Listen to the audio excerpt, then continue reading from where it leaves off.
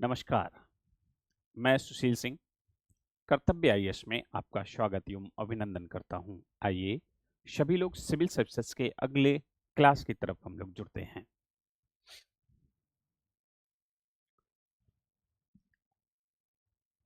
जैसा कि आपने पिछले लेक्चर में देखा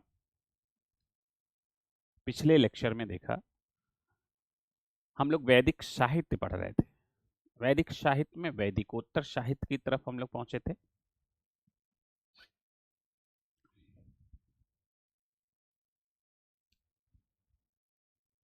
वैदिकोत्तर साहित्य,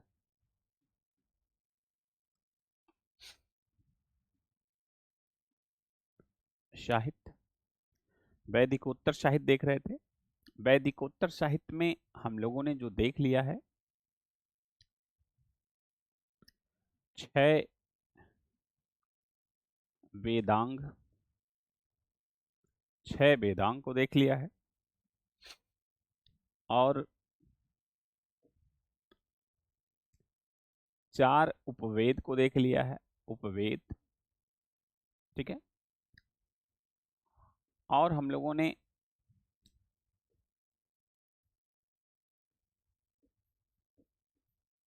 स्मृतियों को पढ़ लिया है। स्मृतियों के बाद हम लोगों ने 18 पुराण के बारे में चर्चा कर ली। जो इंपॉर्टेंट आपके विषय सापेक्ष हैं उनकी चर्चा कर ली है।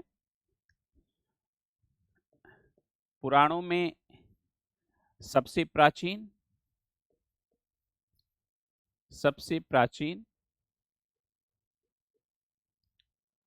पुराण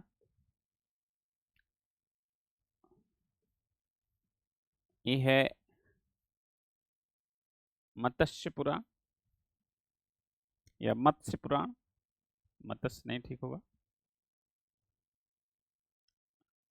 मत्स्य पुराण, ठीक है। ये सबसे प्राचीन है और इसी मत्स्य पुराण में आप देखेंगे सातवाहनों की वंशावलियां, सातवाहनों की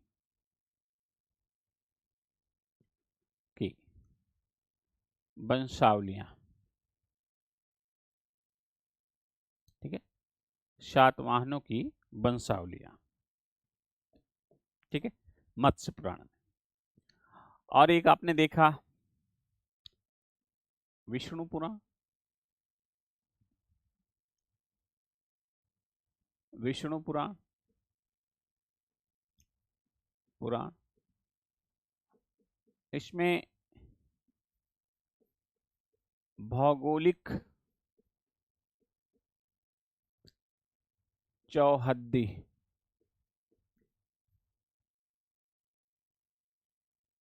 ठीक है, का वर्णन मिलता है,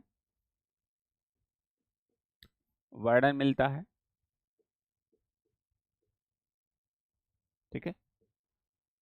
भौगोलिक चौहद्दी का वर्णन मिलता है तथा गुप्त वंश के बारे में जानकारी प्राप्त होती है। गुप्त वंश के बारे में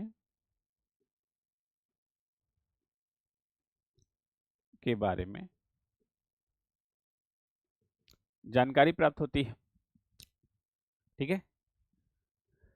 जैसे मार्कंडेय पुराण, ठीक, मार्कंडेय पुराण, मार्कंडेय पुराण एक है, पूछा जाता है मार्कंडेय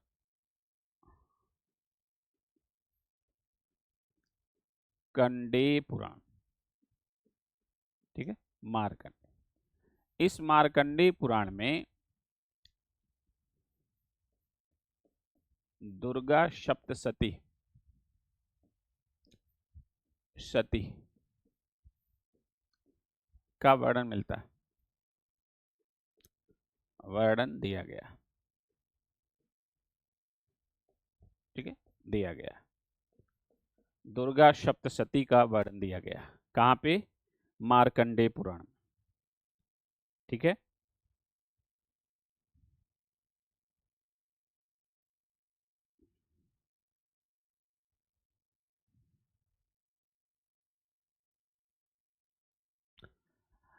वायु पुराण, विष्णु पुराण, ब्रह्मांड पुराण, इस सब में गुप्त वंश की जानकारी मिलती है।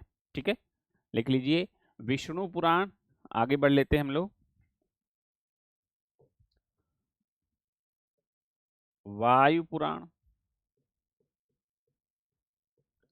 विष्णु पुराण, विष्णु पुराण,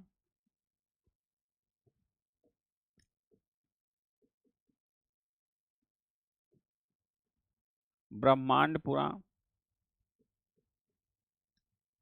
इन सभी में गुप्त वंश की जानकारी मिलती है। गुप्त वंश की जानकारी मिलती है, जानकारी मिलती है, मिलती है।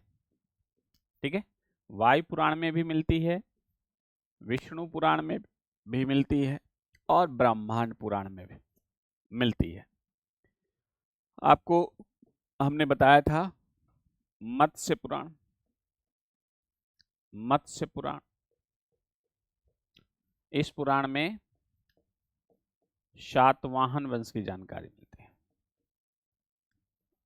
वंश की जानकारी मिलती है, जानकारी मिलती है। अभी इसको हमने पीछे ही यहां बताने का कारण ये है कि एक ही जगह आप दोनों को दिमाग में बैठा लीजिए। ठीक है, वायु, विष्णु और ब्रह्मांड। ठीक है, ब्रह्मांड पुराण में क्या है, ये गुप्त वंश की जानकारी है। कोई एक पुराण देके आपसे पूछ लेगा। ठीक है, एक जगह इसे मत्स्य पुराण सबसे प्राचीन पुराण है, जैसा कि आप जानते हैं, उसमें किसका, सातवाहन वंश की जानकारी मिलती है। ठीक है, और एक है मार्कंडेय पुराण, डे पुराण। ठीक है, पुराण, इसमें दुर्गा सप्तशती, दुर्गा सप्तशती। ठीक, एक ही जगह कर दे रहे हैं, ठीक, जिससे आपको आसानी है ना, ये चीज। तो आप इस स्लाइड से पुराण से संबंधित जो आपसे क्वेश्चन पूछा जाएगा वो आपके लिए यहीं मिल जाएगा। ठीक है, तो यहाँ पे आप एक जगह पे याद कर लीजिए, उस तरह से हमने चर्चा की। अब जो बचा हुआ है वैदिकोत्तर साहित्य में, वो है महाकाव्य। क्या है, महाकाव्य। तो दो महाकाव्य हैं, जिसमें आदि महाकाव्य रामायण और महाभारत। ठीक है, तो आइए देखते हैं महाकाव्य के बारे में।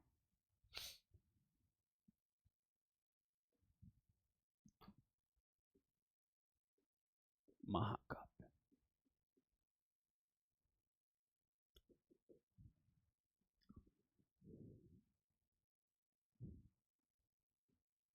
इनका रचना काल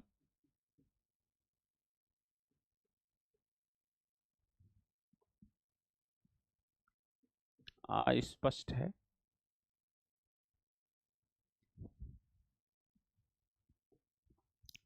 फिर भी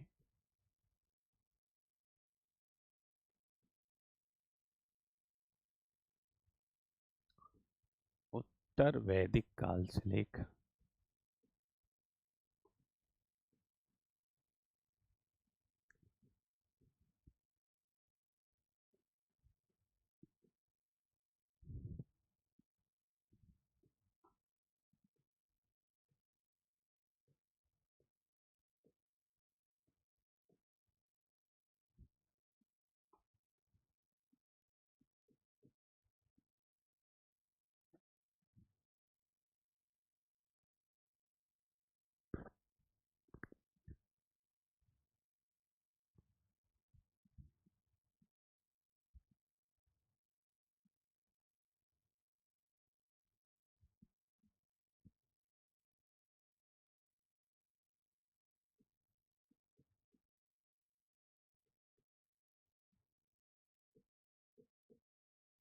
अवधि मानी जाती है, मानी जाती है। ठीक है, इनका रचना काल अस्पष्ट माना जाता है, कि बहुत प्रमाणिक नहीं माना जाता कि इस डेट से ही शुरू हुआ है। फिर भी उत्तर वैदिक काल से लेके गुप्त काल तक रामायण और महाभारत की रचना काल की अवधि मानी जाती है। ठीक है, कि लगभग गुप्त काल तक, लेकर लगभग, ठीक है, क्योंकि इनकी अवधि मानी जाती है गुप्त काल तक। ठीक, आगे परसिस्ट जुड़ता जाए वो अलग बात है, लेकिन उत्तर वैदिक काल तक महाकाव्य कितने हैं? महा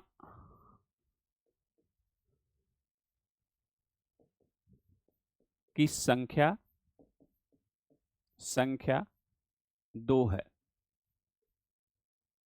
2 है। कौन कौन?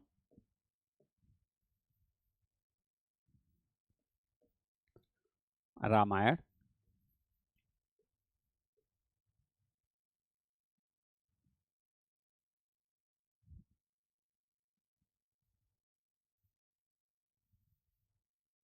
और महाभारत। रामायण और महाभारत, ठीक है, इनकी संख्या 2 है, और रामायण और महाभारत 2 महाकाव्य हैं। ठीक है जी। दोनों को किसने लिखा है? तो दोनों को महर्षि वाल्मीकि द्वारा जो है संकलन किया गया है, इनका लिखा गया है। ठीक है जी, महर्षि वाल्मीकि द्वारा। तो आइए हम लोग देखते हैं महाभारत, महाकाव्य। महाभारत को पहले देखते हैं। महाभारत,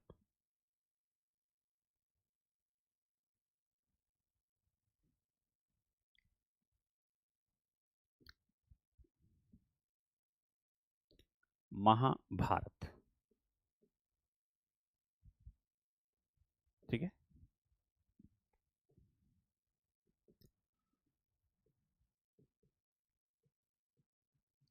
संकलन कर्ता जो है वेद व्यास जी।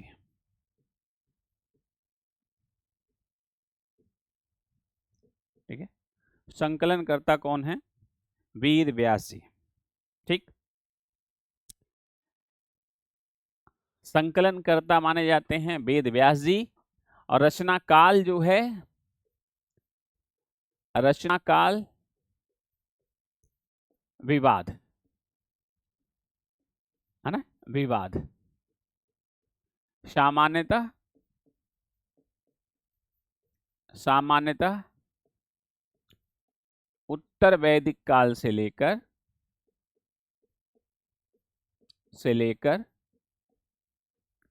गुप्त काल तक, गुप्त काल। ठीक जी, आगे महाभारत 3 चरणों में बांटा गया है। ठीक है, महाभारत जो है 3 भागों में बटा हुआ है। पहला है जय संहिता। ठीक है, 3 भागों में बांटा गया है जी। महाभारत जो है 3 भागों में बांटा गया है। पहला है जय संहिता, दूसरा है भरत, तीसरा है महाभारत। ठीक,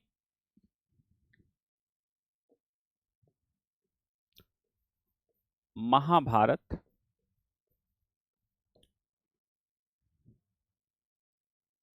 3 चरणों में बांटा गया है।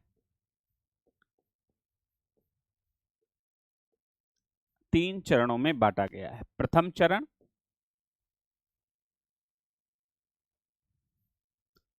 ठीक है, प्रथम चरण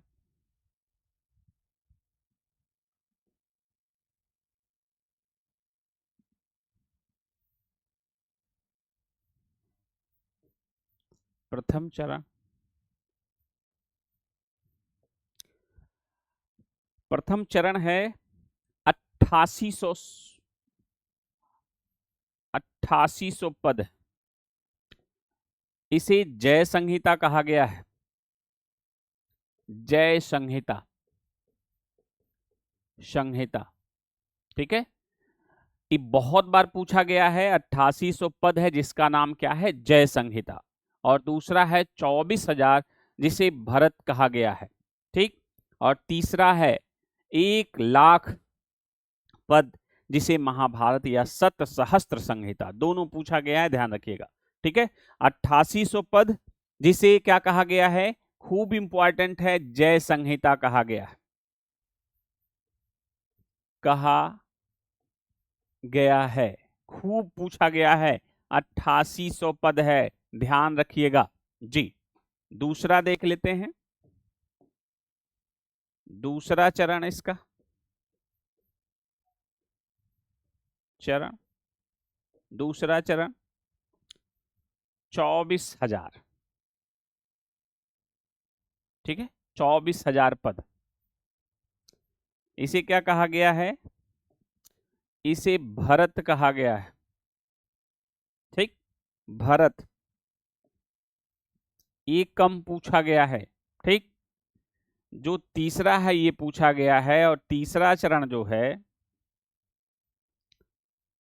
तीसरा चरण जब इसे पूरा किया गया, 1,00,000 पद, लाख पद, जिसे क्या कहा गया है, महाभारत, महाभारत, ठीक है, महाभारत। और इसी महाभारत को सत सहस्त्र संहिता कहा गया है, ठीक है। इसी महाभारत को सत सहस्त्र संहिता पूछा गया है, ठीक। महाभारत या सत सहस्त्र संहिता मतलब 1,00,000 जो है पद जिसमें विद्यमान हो, सत सहस्त्र संहिता पूछा गया है, ठीक। तो महाभारत 3 चरणों में पूरा हो रहा है। प्रथम चरण 8800 पद, इसे क्या कहा गया है, जय संहिता कहा गया है, कईयों बार पूछा गया है जय संहिता। भरत नहीं पूछा गया 24,000, और 24,000 मंत्र रामायण में भी मिलेगा, देखा जाएगा। तीसरा चरण 1,00,000 पद है, 1,00,000 के वैसे भी सत सहस्त्र संहिता कहते हैं, सत सहस्त्र कहा जाता है संहिता, ठीक है। इसी को ही महाभारत कहा गया, ठीक। तो महाभारत का अन्य नाम क्या है, सत सहस्त्र संहिता भी कहा जाता है इसको, जब पूरा होता है। ये पूछा गया है, जय संहिता कई बार पूछा गया, ठीक है जी। अब इसको आप देख लीजिए, ये जो महाभारत है इसे तमिल में क्या नाम दिया गया है, ठीक है, तमिल में क्या नाम दिया गया है जी। हाँ, आइए, ये हो गया महाभारत, ठीक। और महाभारत में अभी तो महाभारत, इसमें कुल जो है 18 पर्व हैं, 18 पर्व। महाभारत में कुल कितने पर्व हैं, 18 पर्व। अगर आपसे पूछे ये लड़ाई कितने दिन चली, तो महाभारत की लड़ाई, ये भी पूछा गया है, महाभारत की लड़ाई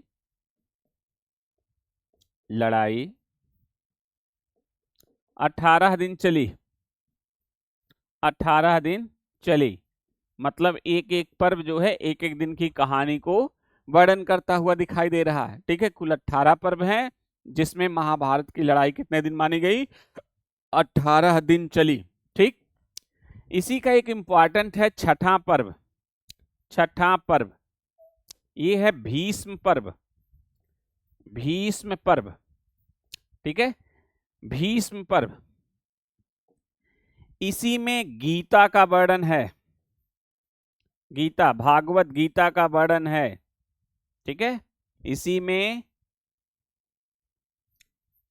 भागवत गीता का वर्णन मिलता है, ठीक है, गीता का वर्णन मिलता है, भागवत गीता का वर्णन मिलता है किसमें, तो आप देखेंगे छठे पर्व भीष्म पर्व में भागवत गीता का वर्णन मिलता है, ठीक है। इसी भागवत गीता में पहली बार अवतारवाद की चर्चा मिलती है, अवतारवाद की चर्चा मिलती है। इसी भागवत गीता में पहली बार अवतारवाद की चर्चा मिलती है, ठीक है। किसमें, भागवत गीता, भागवत गीता जो है किस पर्व में है, बहुत बार पूछा गया है, छठे पर्व शांति पर्व में। ठीक है, भागवत गीता छठे पर्व शांति पर्व में पाया जाता है। ठीक है, और उसी भागवत गीता में ही उपदेश इन्होंने दिया है कृष्ण को। ठीक है, सॉरी, कृष्ण ने जो है अर्जुन को उपदेश दिया है। ठीक है, और उसी में पहली बार अवतारवाद की चर्चा मिलती है जी। तो आइए देखिए, तमिल भाषा में महाभारत का प्रसार अन्य भाषाओं में कैसे है। तो तमिल भाषा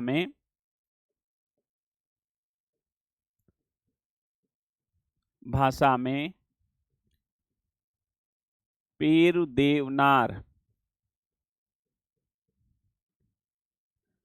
ने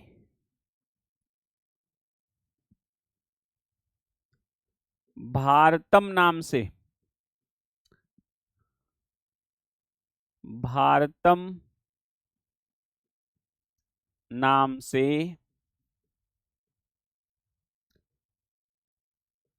महाभारत का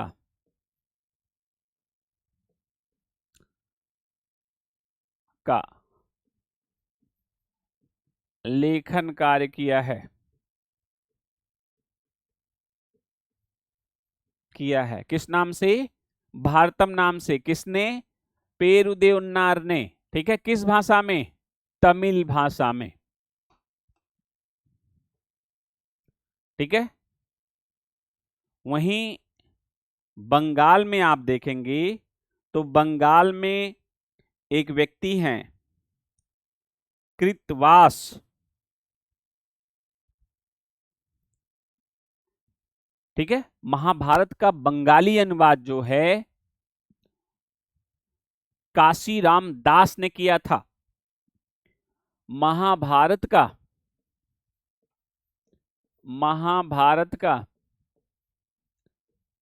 बंगाली भाषा में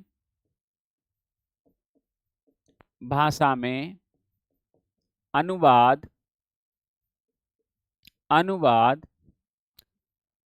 काशीराम दास ने किया था।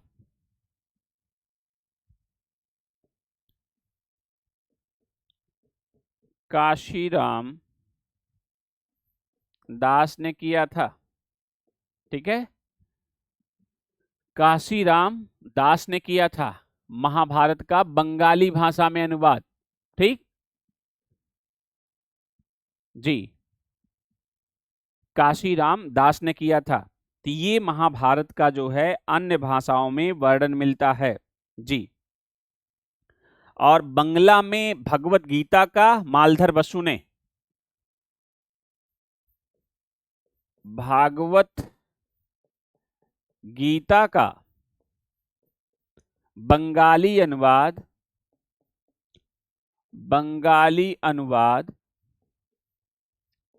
मालधर बसु ने किया था। मालधर वसु ने किया था।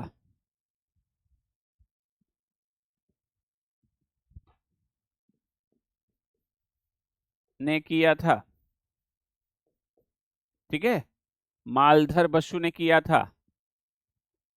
किसका? भगवत गीता का बंगाली अनुवाद। और तमिल भाषा में महाभारत को भारतम नाम से अनुवाद किया गया था, लिखा गया था। किसने लिखा था? पेरू देवनार ने।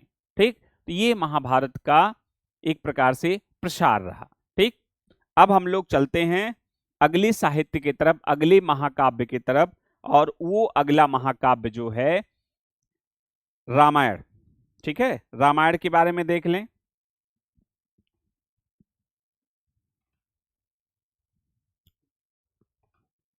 रामायण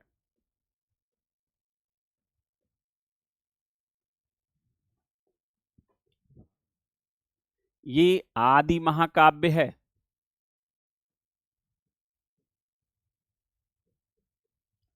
काव्य माना जाता है।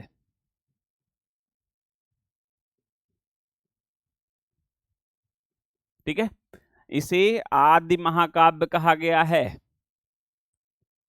ना?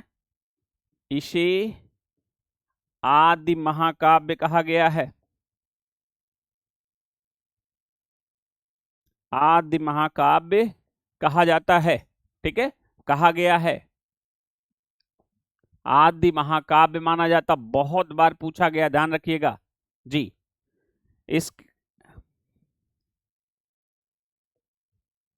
इसके संकलनकर्ता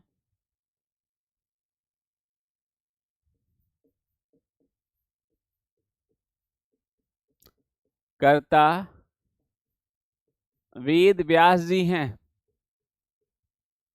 व्यास जी हैं। ठीक है, वेद व्यास जी हैं। संकलनकर्ता इसलिए लिख रहे हैं क्योंकि रामायण कई युगों में कई बार लिखा जाता है, लिखा गया है। ठीक है, या रचयिता ही कह लीजिए। ठीक है, क्योंकि एक आदि कवि के रूप में इन्हें जाना जाता है, इसके रचयिता।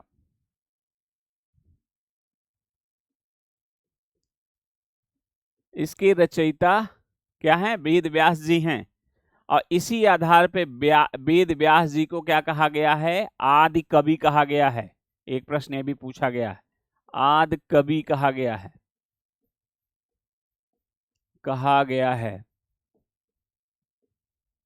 ठीक है, कहा गया है आदि कवि।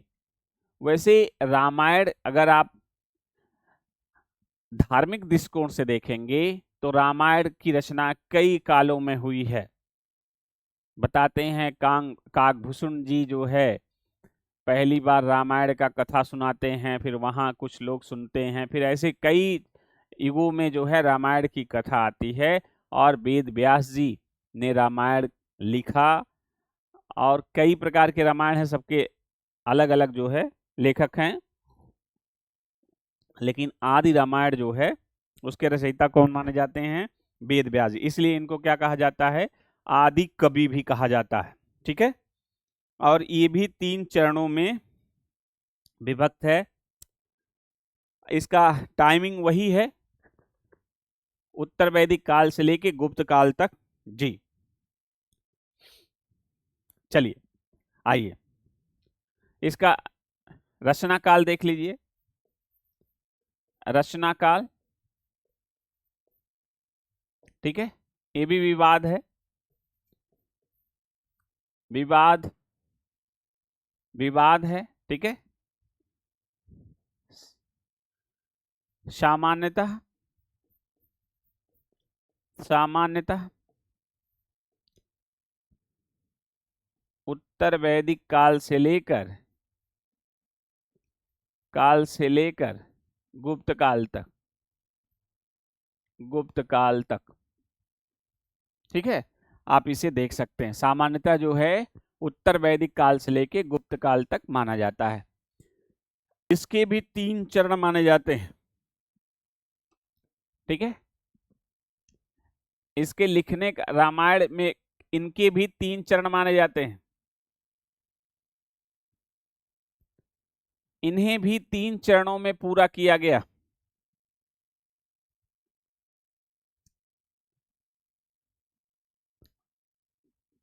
तीन चरणों में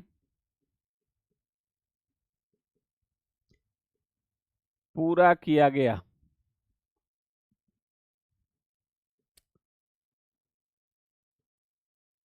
ठीक है,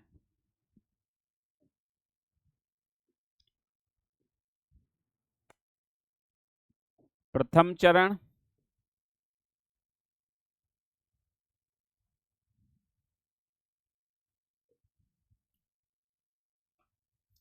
प्रथम चरण, चरण में 6000 मंत्र। द्वितीय चरण में 12000 मंत्र। ठीक है, और तृतीय चरण में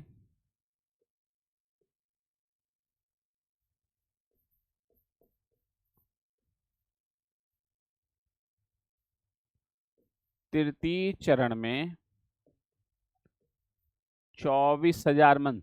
ठीक है, तीनों चरण में 6000, 12000 और 24000 मंत्र जो है दिए गए हैं जी, पद। ठीक है, पद। ठीक है, ये 24,000 महाभारत में आपने देखा था 24,000। हाँ, तमिल रामायण आपने देखा है कंबन महोदय द्वारा जो है रामावतरम करके लिखा गया है। तो ये पूछा गया है तमिल रामायण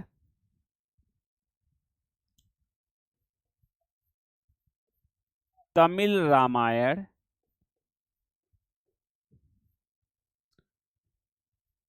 रामावतरण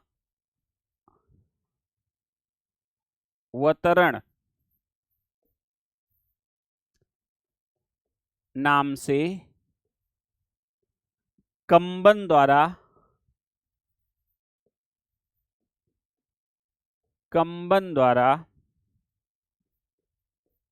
लिखा गया।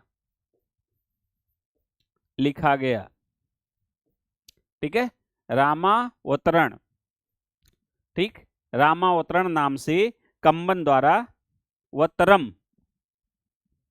रामावतरम है ना, वतरम, रामावतरम नाम से कंबन द्वारा लिखा गया। और आप देखेंगे तमिल रामायण रामावतरम नाम से कंबन द्वारा लिखा गया। ठीक है, वहीं बंगाल में बंगला भाषा में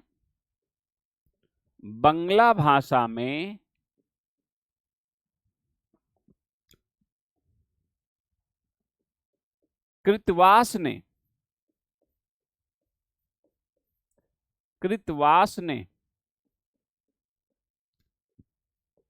बंगला रामायण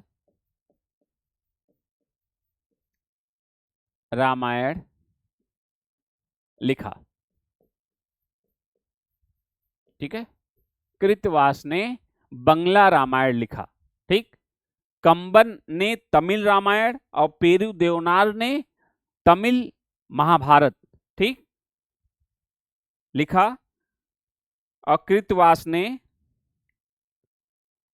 बंगला रामायण इन्होंने लिखा। ठीक है, तो ये रहा आपका, इसे याद रखिएगा। महाभारत, आइए देख लेते हैं महाभारत जो आपने पढ़ा है। महाभारत कुल कितने पर्व हैं इसमें? 18 पर्व हैं।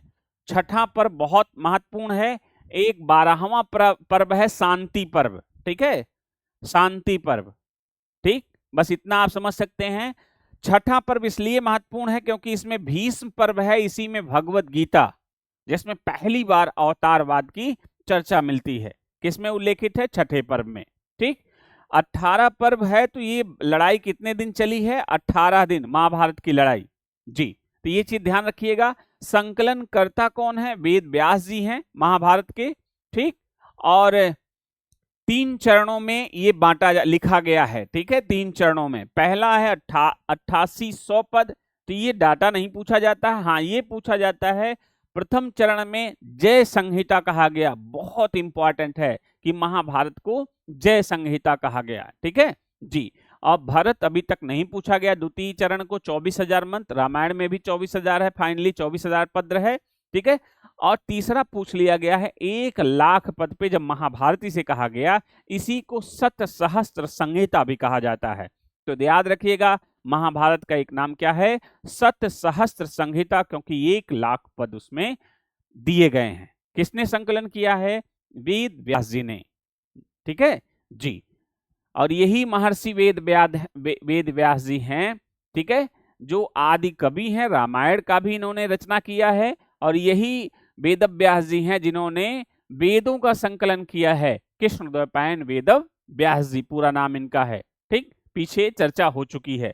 तो याद रखिएगा 1,00,000 पद याद रखिएगा, और ये प्रथम चरण जय संहिता याद रखिएगा, बहुत बार पूछा गया है। ठीक, चलिए आगे देखते हैं। तमिल भाषा में पेरू देवनार साहब जो हैं, इन्होंने भारतम नामक से, ठीक है, महाभारत की रचना की है। ठीक है, पेरू देवनार साहब जो हैं, भारतम नाम से जो है इन्होंने महाभारत की रचना की है। वहीं अभी आपने पढ़ा कि कंबन है, तमिल रामायण किसने लिखा है? कंबन महोदय ने। भारतम किसके नाम से?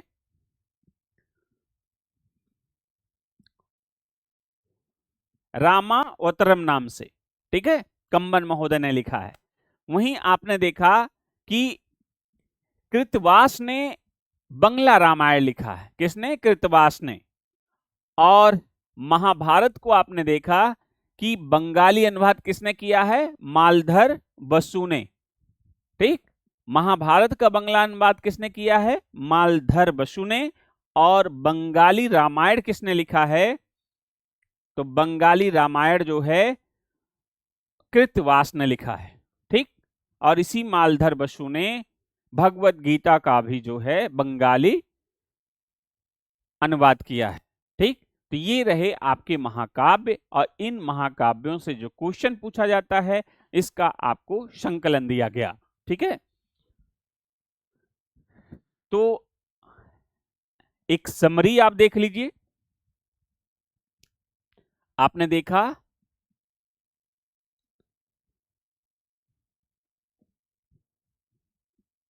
वैदिक साहित्य,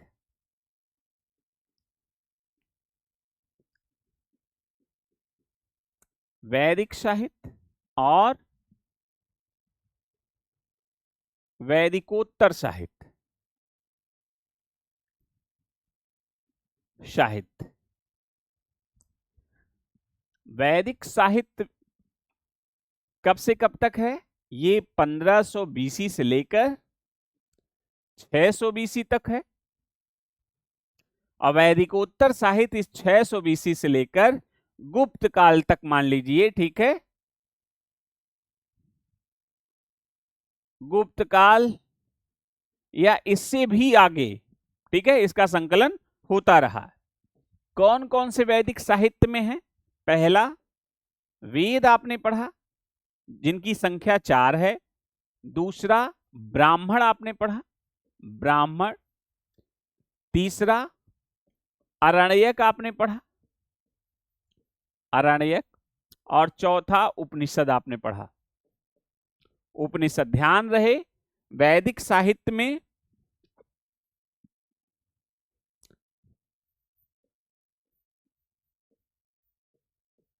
वैदिक साहित्य में इससे ज्यादा आपको नहीं देखना है। ठीक है, ये 4 जो है वैदिक साहित्य है। इसकी गहराई आप पढ़ चुके हैं। वेद त्रयी, वैदिक संहिता किसे कहा गया है, वेदांत किसे कहा गया है, इस उपनिषद को वेदांत कहा गया है, ये सब आप पढ़ चुके हैं। वैदिकोत्तर साहित्य 600 के बाद के साहित्य हैं, और इसके तहत कौन से साहित्य आते हैं ये भी आपने पढ़ लिया। 6 वेदांग, वेदांग, ठीक है, शिक्षा, निरुक्त, कल्प, व्याकरण, छंद, ज्योतिष, ये 6 जो है वेदांग आपने पढ़ा। ठीक, वेदों के अंग हैं इनको समझने के लिए। और 4 उपवेद आपने पढ़ा, उपवेद। ठीक है, स्मृतियां आपने पढ़ी, स्मृतियां। ठीक, और पुराण आपने पढ़ लिया। ठीक, और महाकाव्य अभी अभी समाप्त हुआ है, महाकाव्य।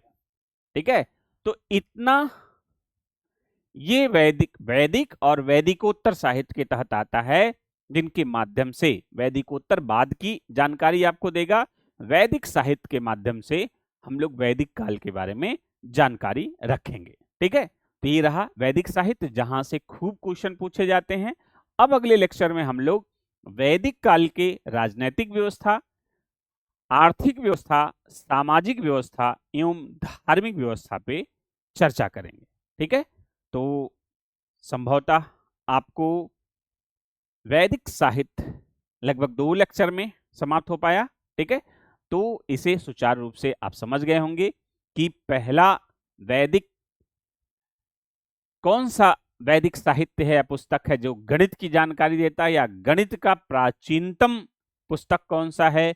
तो आपको याद आ रहा होगा शुल्ब सूत्र किसमें है, स्रोत सूत्र का भाग है। ठीक है, और स्रोत सूत्र किसका है, कल्प का भाग है। तो आप एग्जैक्ट, क्योंकि उसमें ज्यामिति विधि से वर्णन दिया गया है याज्ञिक वेदिकाओं का, ठीक है। ये सब चीजें आप बता पाएंगे। कौन सा वेद है जो गद्य और पद्य दोनों में है, तो हमने डिटेल से आपसे चर्चा की है कृष्ण यजुर्वेद और शुक्ल यजुर्वेद, जिसमें कृष्ण यजुर्वेद गद्य और पद्य दोनों में है, अर्थात यजुर्वेद गद्य और पद्य दोनों में है, ठीक है। प्राचीनतम ब्राह्मण की बात हमने कर दिया है, जो कि शतपथ ब्राह्मण है, जिसमें पुनर्जन्म की कथा, ठीक है, राजत्व सिद्धांतों के बारे में वर्णन है, राजा किस तरह से जो उसका राज्यारोहण होता है उसके बारे में व्यापक तरीके से वर्णन है, ठीक है। पुनर्जन्म है, जल प्लावन की घटना है, ये सब चर्चा जो है शतपथ ब्राह्मण में आपको मिल जाती है, ठीक है। वहीं बृहदारण्यक उपनिषद सबसे बड़ा उपनिषद है और मांडुक्य उपनिषद सबसे छोटा उपनिषद है। बृहदारण्यक में आप देखेंगे प्रवास का सिद्धांत, याज्ञवल्क और गार्गी, याज्ञवल्क और मैत्रेयी संवाद सभी बृहदारण्यक उपनिषद में उपस्थित मिलेगा आपको। कठ उपनिषद में यम और नाचिकेता संवाद, ठीक है। और श्वेताश्वर उपनिषद में पहली बार भक्ति की चर्चा देखने को मिलती है, ठीक है। और सदा सत्यमेव जयते आप देखेंगे मुंडक उपनिषद में चर्चा हो चुकी है, एक बार रिवीजन कर लीजिए, क्योंकि अगले लेक्चर में हम लोग राजनैतिक व्यवस्था के बारे में देखने की कोशिश करेंगे, ठीक है। तो ये हो गया। और वहीं छांदोग्य उपनिषद सबसे प्राचीन उपनिषद है। सबसे प्राचीन उपनिषदों में आप छांदोग्य और बृहदारण्यक को पाएंगे, जिसमें छांदोग्य सबसे प्राचीन है, जिसमें आप देखेंगे घोर अंगिरस के शिष्य के रूप में कृष्ण का पहली बार उल्लेख मिलता है। वहीं तीनों आश्रमों की चर्चा पहली बार छांदोग्य उपनिषद में मिलता है। तत् तुम अशी शब्द की चर्चा जो है छांदोग्य उपनिषद में मिलता है, ठीक है। तो आप इस तरह से छांदोग्य उपनिषद में इन चर्चाओं को अश्विन और चैन संवाद ये सब जो है आप देख सकते हैं, छांदोग्य उपनिषद में इसकी चर्चा मिलता है जी। और छांदोग्य उपनिषद में ही